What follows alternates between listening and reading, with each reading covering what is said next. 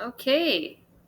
Well, I'm here today to read to you chapter 7. We left off where Pagoo has been watching the sea star here, the purple sea star.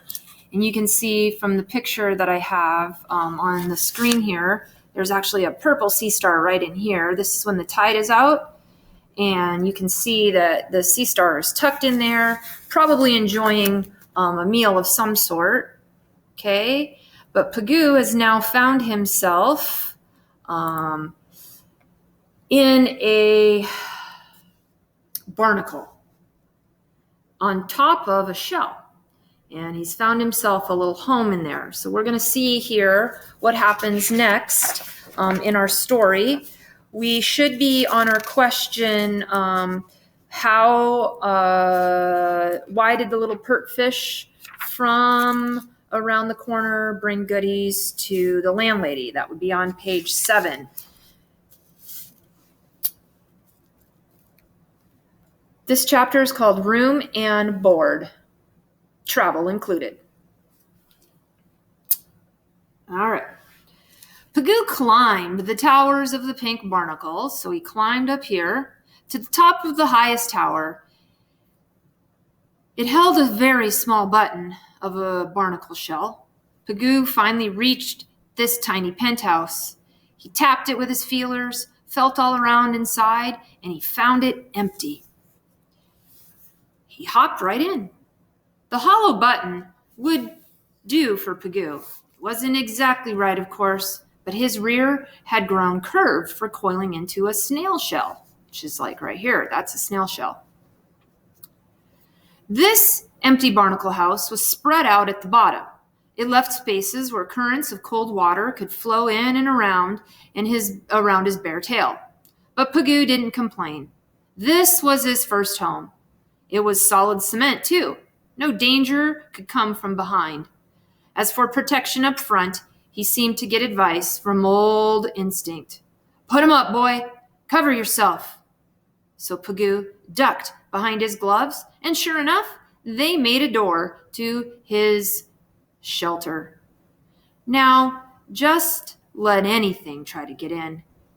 In the shadows of the penthouse, exhausted, Pagoo relaxed quietly. Though both of his eyes would be open, he was having a hermit crab sleep.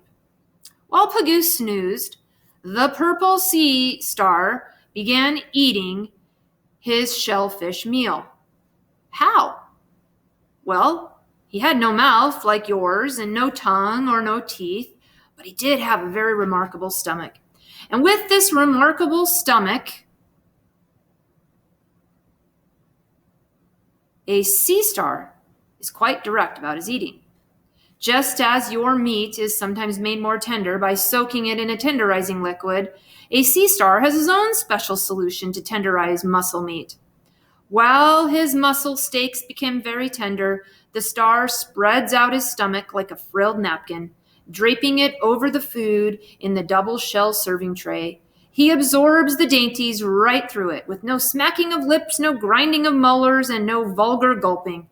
When he has finished, little is left but 2 clean, pearly white plates to show that a bright star had dined at this table. Suddenly, Pagoo sprang awake from his snooze to find his water world was changing.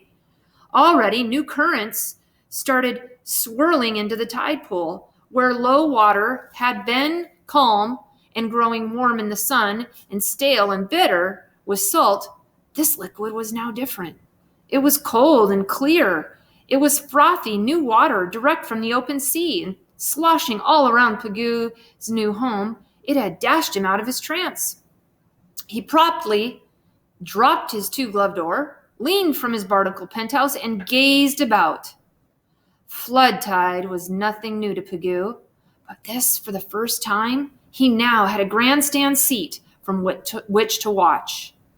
Pagoo felt a little rumble of vibration, which began and then stopped, and then it came again, and then it stopped, and it was rocking and this way, and he looked beyond the rock of the mussel in the deep hole, and little by little the rolling waves came closer And they did not stop at Deep Hole or Muscle Ridge. They rushed right over Pagoo and they crashed against the cliffs.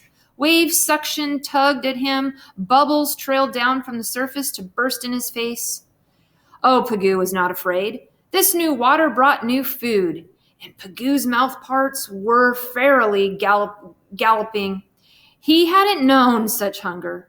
Fresh diatoms and algae vegetables, a tasty flake or two of herring, and there went a water flea, tearing right past him. Whoops! It almost missed him. Below him, the barnacles started hatching and popping out of their shells. So these would be like barnacles right here, closed up, but when the tide comes in, they start to open, and this is how they feed. They were popping open. Their plumes of their legs were flying high like banisters waving from castle towers. Pagoo breathed deeply. Oh, it was so wonderful. All this fresh oxygen, such fizzling and tickling bubbles all around him. Looking down, Pagoo had seen that the tide pool town had come to life. Even the sunlight made it look merrier, and there were millions of fragments of light went streaming along the tide pool floor. From cracks and holes came mobs of creatures, dots with legs slithered from weeds. Larger dots joined them. Things were coming from all different directions, and little fishes were darting by. A dizziness of relief that the waters were no longer stale, and a hunger craziness was all around them. Even Pagoo grew dizzy with all of it, and little wonder, for his very foundation was starting to move. His shelter lurched and swayed. The penthouse, with Pagoo inside it, was now traveling. Pagoo's barnacle towers had grown on a 2-inch smooth turban shell made by a snail. And inside that shell lived a fat lady hermit. So here's the picture in the book showing the hermit crab and little Pagoo now up at the top. Okay, kind of like the picture here. What with Pagoo lodged in her attic, she was his landlady, though she had been sleeping when he took the room, and Pagoo hadn't known that she was living down below. She wobbled quite a bit when she walked, but of course she was carrying an apartment building on her. Pagoo's landlady knew a little pert fish from around the corner. He often brought goodies to her. He himself only picked at his food and seemed to be eating nothing at all, but that was because of his size. He was 3 inches long, but his mouth was too tiny for really good bites. Yet, every so often, he grew very hungry for a good meat dinner. Oh, but he was a clever little fish, because he would find chunks of meat. But they usually were too large for him to swallow whole, so he would take that piece over to the landlady of Traveling Towers. Now he arrived with some meat. It might have come from the Star's dinner, but wherever it came from, here it was. The little fish was gone in a flash, and the food bundle was left with the landlady. Oh, she knew what to do. It was her place to carve and serve. Well, at least she would carve. She whisked out her cutters and shredded that meat to fair bite sizes. It wasn't her fault that her barnacle roomers caught all the scattered crumbs, or the delicate portions were actually delivered up to them by the currents. To Pagoo, he was 3.5 flights up, and the crumbs were coming past him. The small fish swished back again, not at all bashful about getting his fair share, and the right size too. Oh, everyone was happily satisfied. But when a huge crab tried to claw himself into the party, everyone moved. Yes, Pagoo had been very lucky in choosing his very first home. A snug penthouse apartment with free seafood dinners included. Old pal said, "Wait, this fancy stuff isn't for you." But Pagoo, he did not listen. He leaned back in his rocking penthouse like a well-fed Rajah riding high off somewhere in his jeweled elephant Hoda. And I always find this picture to be pretty funny of the elephant. They compare it to them riding on an elephant. But actually, Pagoo is just hanging out at top of his barnacle house with the hermit crab carrying him along. Okay, so that's the end of chapter number 7.